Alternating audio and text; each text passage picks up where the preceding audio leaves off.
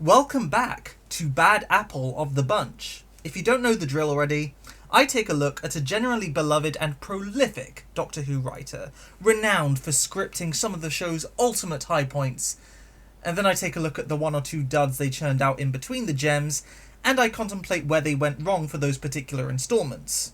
As I've said before, all creators are bound to mess up every now and then, and produce a work that isn't received well by either fans or critics. So please don't consider this an exercise in shaming or questioning a popular writer's legacy. I'm just interested in why these stories are considered slip-ups for these titans of Doctor Who writers. And today, we have quite the interesting, and indeed Troughton Month themed, example on our hands.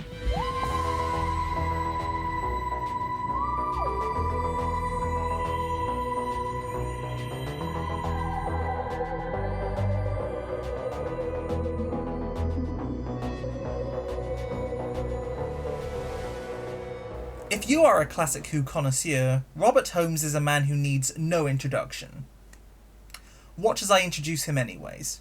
Holmes is arguably the most renowned and versatile writer of Doctor Who's 20th century run. His time on the show ranges from the tail end of the Second Doctor's tenure in the late 60s, pretty much going hand in hand with the eras of the Third and Fourth Doctors throughout the entire duration of the 70s, and reaching almost as late as the premature termination of the Sixth Doctor in the mid-80s. No doubt he might have continued contributing to the show beyond this point had it not been for his untimely death in May of 1986. With that said, he is responsible for some of Classic Who's most defining and popular stories. Spearhead from Space, kicking off the Third Doctor's era with suave Earthbound 70s style and villainous living plastic. Its sequel, Terror of the Autons, following suit with the introduction of Joe Grant and the Master, yes, that Master. Carnival of Monsters providing an intriguing commentary on the ethics of zoos and exploiting animals for entertainment,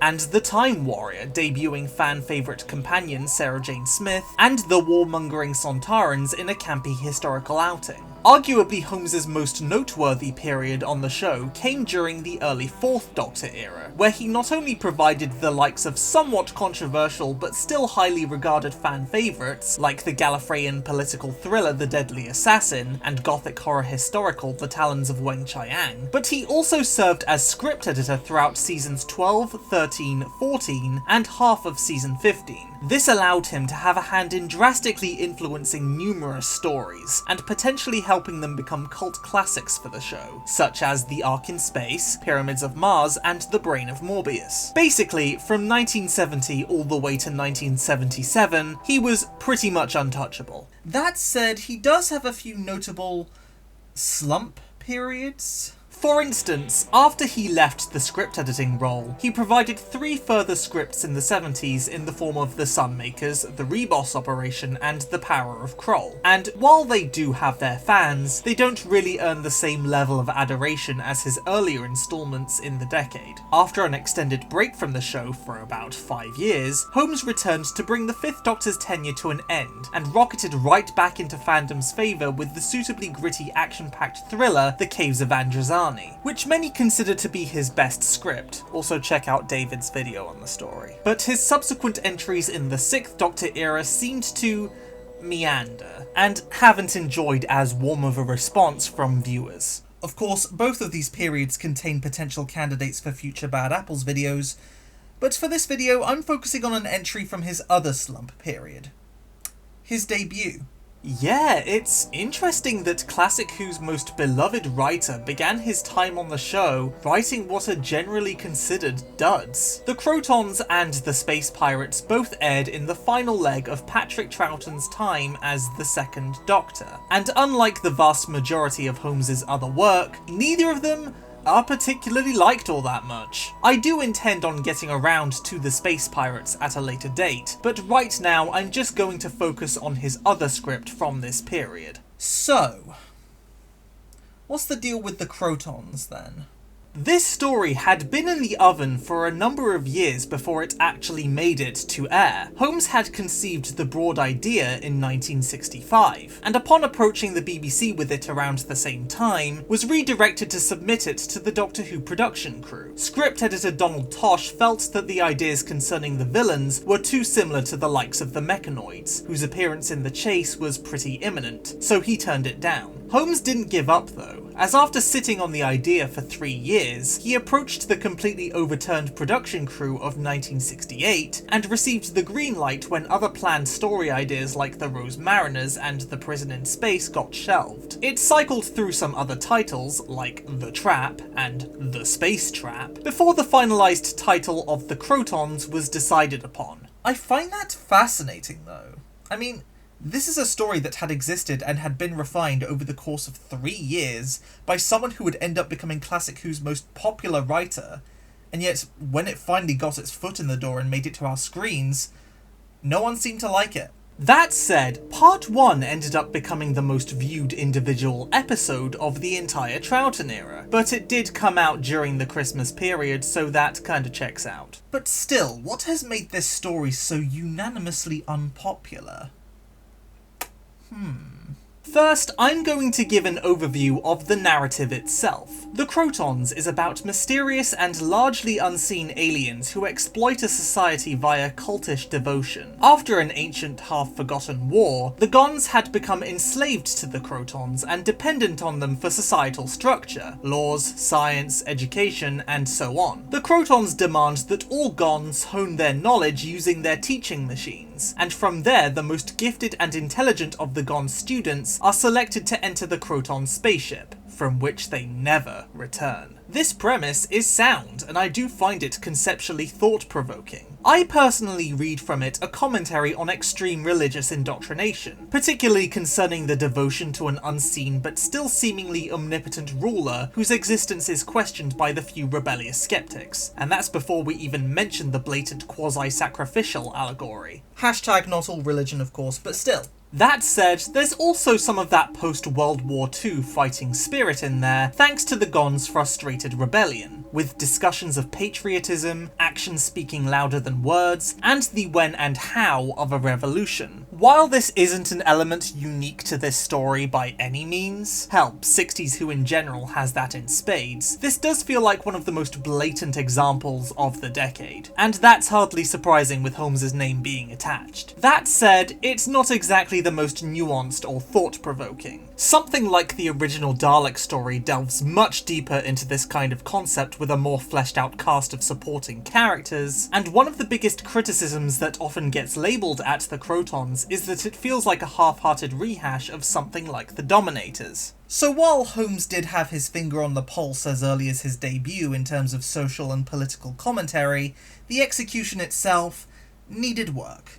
Speaking of characters, the supporting cast themselves are passable and fulfill their narrative beats serviceably enough, but they don't really leave much of an impression beyond that. Selris is the Gond leader who is reluctant to challenge the Krotons' rule at first, and even when he's provided with evidence of their misdeeds, he's cautious to revolt out of concern for the well-being of his people. His son Thara is passionately rebellious from the beginning, especially when his romantic partner Varna is summoned to the Kroton ship and manages to escape, albeit in a catatonic state. And Elik is the more reckless member of the Gond rebellion, advocating for an immediate violent confrontation against the Krotons and usurping Selris's leadership to further that goal. You know, commentary of needing a strong leader in times of war, who isn't afraid to get blood on their hands. All that stuff. Again, these characters are fine, but they aren't exactly brimming with subtle intricacies that leave you thinking for hours, and Holmes would go on to do much better character work later down the line. The most I can really say is that Philip Maddock gives a great performance as Elik, and I'm glad that he ended up returning for supporting roles in future stories. So the oppressed in this story are okay,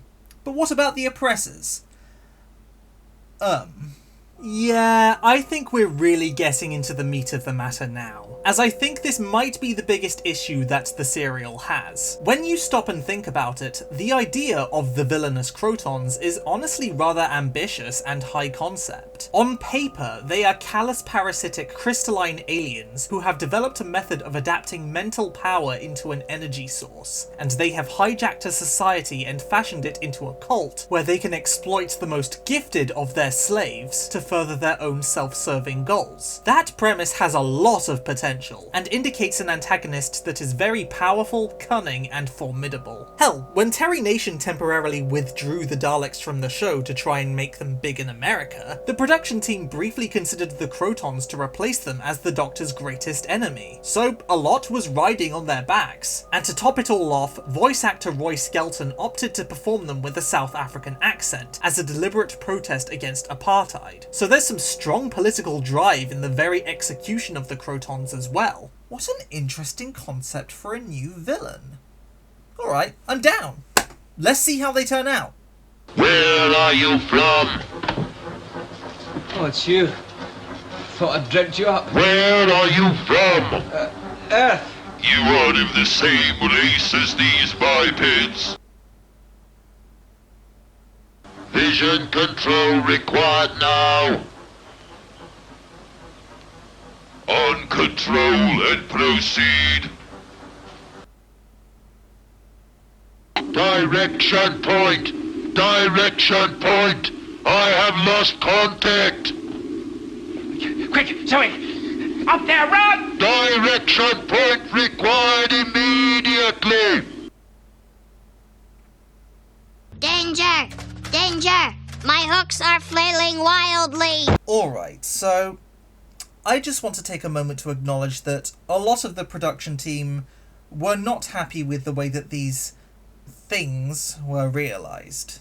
Robert Holmes himself envisioned them as crystalline men and was appalled by how the costumes came out, labelling the final result as angry egg boxes. Script editor Terence Dix, while approving of the overall story, saw them as useless and non-threatening as villains. Patrick Troughton was already unimpressed by the script, and so it didn't help when filming came around, and he found it hard to maintain his composure when confronting them, especially when they could barely move over the rough terrain of the quarry. And Fraser Hines apparently felt the same way, likening them to cardboard cutouts. So basically the result is people trying to make the best out of a bad situation that none of them were particularly happy with. The thing is though, it's not just the design that makes the Krotons ridiculous. I mean, silly looking monsters is essentially a Doctor Who staple, but many of the others still manage to be intimidating.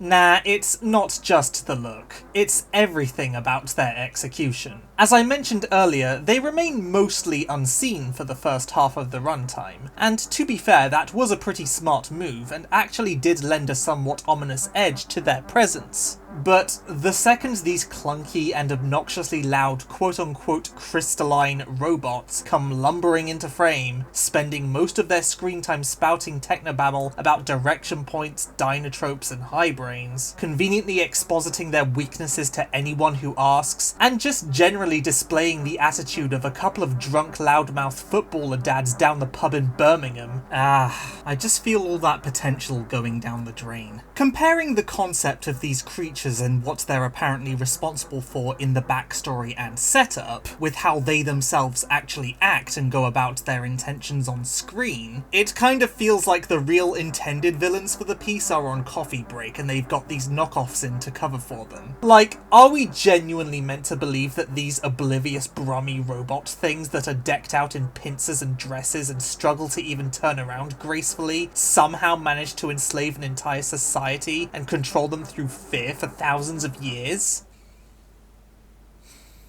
Again, facetiousness aside, the limited design isn't a big deal. The Krotons could still make for an effective villain even with the cute pincers and the unintentional Midlands accent, but their characterization is just loud? That's pretty much the extent of it. And it's kind of a shame that their intriguing concepts take a backseat to them just catcalling people into submission. Honestly, I think the only way to really digest this story is to not take it seriously, which, to be fair, seems to be almost everyone's strategy here. Now, we've covered the conflict, the themes, and the general setup in terms of side characters and villains, and while there are glimmers of potential and strong concepts in there, the execution, especially for the Krotons themselves, makes for something that's just stupid. So with that said, is there anything genuinely redeeming about this serial? Oh boy, is there ever! I admit, it's a personal pet peeve of mine when people say that an otherwise middling or bad story is saved by its main characters simply existing in it, particularly when that reasoning is applied to bad revival era stories. But I guess I'm a hypocrite, because that's just how I feel about the Krotons, and I think Holmes actually does a really great job with them here. While it is by no means their best showing together, our regulars are pretty damn great in this adventure. Most Second Doctor scripts tend to favour Jamie as his main companion in any given story, and while Jamie does still have some good stuff here, particularly his undying loyalty to Zoe and the Doctor no matter what the situation is, he is mostly put on the back burner for this one. Nah, this time around the narrative heavily prioritises the character dynamic between the Doctor and Zoe, and this is a situation that the pair of them happen to slot rather well into. The Doctor as a character is fundamentally anti-establishment through and through, of course, but the Second Doctor in particular arguably has the most blatantly rebellious spirit of any Doctor, so putting him in a scenario about a revolution against an oppressive cult is quite suitable, and I dare say, thematically deep. Meanwhile, the premise of the Krotons wanting to harvest mental energy from only the brightest and most intelligent is a plot point that works perfectly for Brainiac know-it-all prodigy Zoe, and with the Doctor also being something of a genius himself, this does spur up that endearing competitive streak between the two, and gets the pair of them first-person seats to the Krotons' plans. It's also interesting having an adventure where the Doctor's intelligence specifically is something the villains can use to their advantage and thus raise the stakes. Moreover, the TARDIS team of Season 6 just has this inherent chaotically banterous and flustered quality about them, and I dare say they help to make the overall mixed tone of the story easier to swallow. Like, it's hard to pin down what exactly it is, but try to picture any other Doctor or companions in this scenario. Imagine if the Krotons were a Pertwee, or a McCoy, or even a Hartnell story as originally intended. I honestly don't think it would be anywhere near as salvageable. The Second Doctor, Jamie and Zoe as a trio hits that perfect balance of grounded sincerity and comedy antics that meets both the genuinely solid plotting and ideas and the goofy as hell execution and villains halfway. And I do think that this story is worth watching entirely thanks to them. Granted, I do prefer other adventures, where the fierce cunning of the Second Doctor is met with an equally intellectually sharp villain, but I guess it makes for variety to just have an easy one that he can just knock right out of the park. I've also got to praise the direction. David Maloney, like many others behind the scenes, felt this story was a disaster and apparently shouldered some of the blame for it. But I think he was being a bit harsh on himself. With his previous experience directing The Mind Robber, he brings some of that weird and wonderful visual creativity here as well. And there are some genuinely spellbinding pieces of editing and cinematography that do help to give the story more of a positive visual identity than it, otherwise would. So, closing thoughts, I guess. So, for Robert Holmes's first attempt on the show, the Krotons ain't exactly the most flattering example of his creativity. It's got strong ideas and themes in there, but the execution is just kind of off, especially in regard to its antagonists. But that said, I'd also say that it's nowhere near as bad as some people say, and a lot of that is thanks to the implementation of the regulars and how they interact with each other and the rest of the narrative. Admittedly, some of this may be thanks to Terrance Dick's script editing or ad-libbing by the main actors themselves, but I do think Holmes deserves credit where it's due. And hey, despite everything, the production team of the time definitely saw something in him. I mean, despite him starting off with what are generally considered two stinkers, he was entrusted with the Third Doctor's debut story, and then he went on to become Classic Who's most celebrated writer. So maybe this is one of his bad apples. But it can't be that bad, all things considered, surely.